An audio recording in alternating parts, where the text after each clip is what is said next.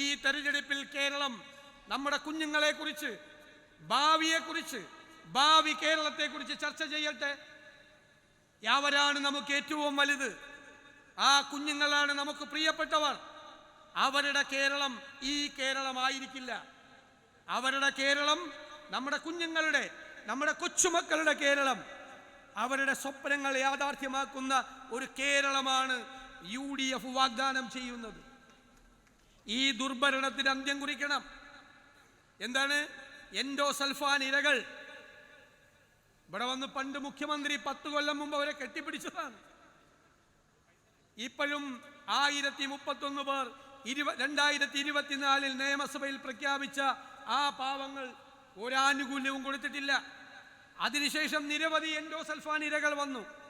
അവർക്കാർക്കും ഒരു ആനുകൂല്യവുമില്ല. എങ്ങനെയാണ് അവർ ജീവിക്കുന്നത്? ഒരു ചികിത്സാ സൗകര്യം പോലും ഈ കാസർഗോഡില്ല. ഉണ്ടോ? അടയ്ക്ക കർഷകർ സങ്കടത്തിലാണ് കാസർഗോഡ്. അവരെ ഒന്ന് താങ്ങി നിർത്താൻ, അവരെ ഒന്ന് സഹായിക്കാൻ, അവരെ ഒന്ന് ആശ്വസിപ്പിക്കാൻ ചെറുവിരൽ അനക്കിയോ ഈ ഗവൺമെന്റ്? ചെയ്തില്ല. വന്യജീവി ആക്രമണം കൊണ്ട് പൊറുതിമുട്ടുകയാണ് ജനങ്ങൾ. ഈ ജില്ലയിൽ ഉൾപ്പെടെ ആന ചവിട്ടിക്കൊന്നോ? കഷ്ടമായി പോയി. അതാണ് വനം മന്ത്രി പറയുന്നത്. ഇവിടെ റോജി എം ജോൺ ഇരിക്കുന്നുണ്ട്. റോജി എം ജോൺ പണ്ട് പറഞ്ഞു, ആനയ്ക്ക് മയക്ക് വെടി വെച്ചപ്പോൾ കൊണ്ടത് ആനയ്ക്കല്ല മന്ത്രിക്കാണെന്ന്. മിണ്ടാട്ടയില്ല, ഒന്നും ചെയ്യില്ല. അദ്ദേഹത്തെ പറഞ്ഞിട്ട് കാര്യമില്ല. പണവും കൊടുക്കുന്നില്ല, പണമില്ല, ഒന്നും ചെയ്യുന്നില്ല. മരിച്ചവരുടെ വീട്ടുകാർക്ക് പോയി. ജനങ്ങളെ വിധിക്ക് വിട്ടുകൊടുത്ത ഒരു ഗവൺമെന്റ്, വിധിക്ക് വിട്ടുകൊടുത്തൊരു ഗവൺമെന്റ് എവിടെ പോയി? കാസർഗോഡ് പാക്കേജ് ശ്രീ രമേശ് ചെന്നിത്തല പണ്ടിവിടെ സമരം നടത്തിയതാണ്. പ്രഭാകരൻ കമ്മീഷൻ റിപ്പോർട്ട് നടപ്പാക്കണം എന്നാവശ്യപ്പെട്ടുകൊണ്ട് 2022 300 കോടി പ്രഖ്യാപിച്ചു. ചെലവാക്കിയിട്ടില്ല, ഒന്നും ചെലവാക്കിയിട്ടില്ല. പാക്കേജാണ്. തീരപ്രദേശത്ത് ജനങ്ങൾ വറുതിയിലാണ്. ഈ വർഷം കാണുന്ന വീട് മൺസൂൺ കഴിയുമ്പോൾ കാണില്ല. തീരപ്രദേശത്ത് തീര ശോഷണമാണ്. 12,000 കോടി രൂപയുടെ പാക്കേജ് പ്രഖ്യാപിച്ചു. പല വട്ടമായി ഗവൺമെന്റ്. ഞങ്ങൾ എഴുതി ചോദിച്ചു, എത്ര രൂപ ചെലവാക്കി? വട്ട 0. 12,000 കോടി രൂപ പ്രഖ്യാപിച്ചിട്ട് ഒരു പൈസയും ചെലവാക്കിയിട്ടില്ല തീരപ്രദേശത്ത്. അങ്ങനെ എല്ലാ വിഭാഗം ജനങ്ങളും, തേങ്ങ സംഭരണം, നാളികേരത്തിന്റെ സംഭരണം നടന്നില്ല. റബ്ബറിന് വില കൂട്ടിക്കൊടുത്തില്ല. കാർഷിക മേഖല മുഴുവൻ തകർന്നു. ആരോഗ്യ മേഖലയെ, വിദ്യാഭ്യാസ മേഖലയെ, കാർഷിക മേഖലയെല്ലാം രക്ഷിക്കാൻ, ഉയർത്തെഴുന്നേൽപ്പിക്കാൻ, വ്യവസായ മേഖലയെ, ചെറുകിട ഇടത്തരം വ്യവസായ സംരംഭങ്ങളെ എല്ലാം മാറ്റിയെഴുതാൻ, കേരളത്തിന്റെ കഥ തന്നെ മാറ്റിയെഴുതാൻ ആണ് UDF വരുന്നത്. നല്ല തയ്യാറെടുപ്പോടുകൂടി, മികച്ച ആത്മവിശ്വാസത്തോടുകൂടി ലോകത്തിലെ വിവിധ രാജ്യങ്ങളിൽ പ്രവർത്തിക്കുന്ന നമുക്കെല്ലാം അഭിമാനമായ മലയാളികളായ ആളുകളുടെ, വൈദഗ്ധ്യമുള്ളവരുടെ പിന്തുണയോടുകൂടി ഉള്ള പദ്ധതികൾ കേരളത്തിൽ ഉണ്ടാവുക തന്നെ ചെയ്യും. ആ മാറ്റം, അതാണ് ഈ UDFന്റെ വാക്ക്. ആ കേരളത്തിന്റെ ഭാവിക്ക് വേണ്ടി നമ്മൾ പ്രവർത്തിക്കുമ്പോൾ ഇവരെല്ലാം, ഞാൻ മറ്റു കാര്യങ്ങളെ കുറിച്ചൊന്നും പറയുന്നില്ല, ഇവിടുത്തെ നേതാക്കളെല്ലാം വിശദമായി സംസാരിച്ചു. ഈ ദുർഭരണത്തിനെ ജനങ്ങൾ വെറുക്കുകയാണ്. കഴിഞ്ഞ തെരഞ്ഞെടുപ്പിന് മുമ്പ് ഞാൻ പറഞ്ഞു, നല്ല കമ്മ്യൂണിസ്റ്റുകാരെ കാണുമ്പോൾ നിങ്ങൾ ചിരിച്ചോളാൻ പറഞ്ഞു. എന്താ കാര്യം? അവർ നമുക്കാണ് വോട്ട് ചെയ്യാൻ പോകുന്നത്, നമുക്കാണ് വോട്ട് ചെയ്യാൻ പോകുന്നത്.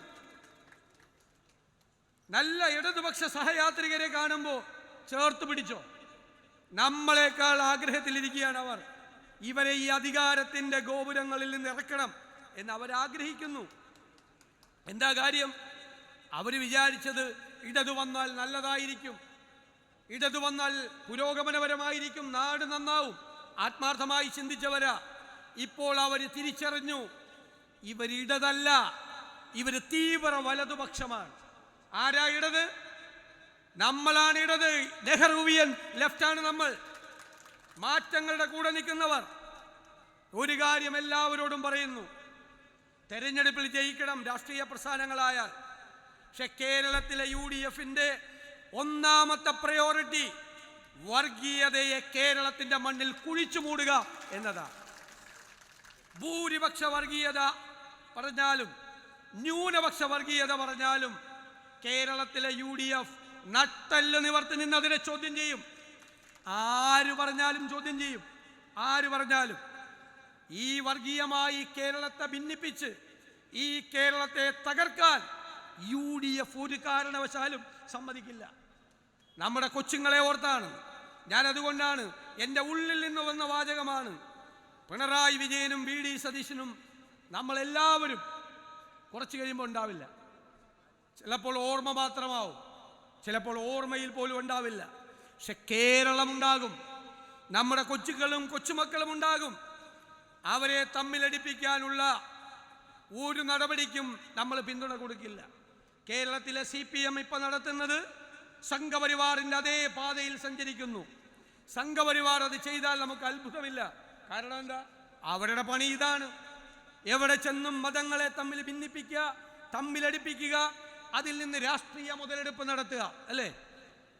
പക്ഷെ CPM അതേ പാതയിൽ പോവുകയാണ്. BJP ചെയ്തത് എന്താണ്? അത് തന്നെയാണ് CPM ചെയ്യുന്നത് എന്ന് കേരളത്തിലെ പ്രബുദ്ധരായ ജനങ്ങൾ തിരിച്ചറിയുന്നുണ്ട്.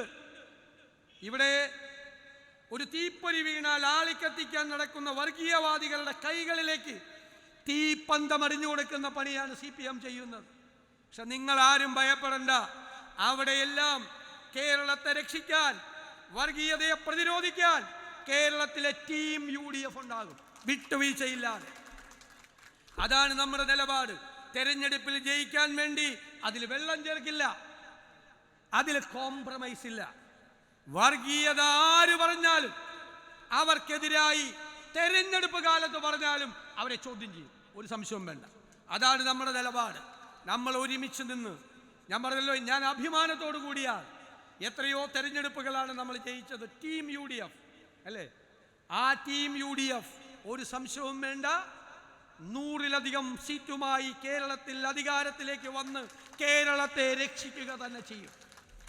ഇവിടെ ഈ ഉദ്ഘാടന പരിപാടി ഗംഭീരമാക്കി തീർത്ത മുഴുവൻ സഹപ്രവർത്തകരെയും ഞാൻ പ്രത്യേകമായി അഭിനന്ദിച്ചുകൊണ്ട് ഇവിടെ നിന്ന് നൽകുന്ന ഈ ആവേശം വരുന്ന 30 ദിവസക്കാലം കേരളത്തിലെ എല്ലാ ജില്ലകളിലും നിയോജക മണ്ഡലങ്ങളിലും ജനങ്ങളുമായി സംവദിക്കാനുള്ള ഊർജം കൂടിയാണ് എന്ന് വിനയപൂർവ്വം പറഞ്ഞുകൊണ്ട്, നിങ്ങൾ നൽകിയ സ്നേഹപൂർവമായ സ്വീകരണത്തിന് നന്ദി പറഞ്ഞുകൊണ്ട് ഞാൻ എൻ്റെ വാക്കുകൾ ചുരുക്കുന്നു.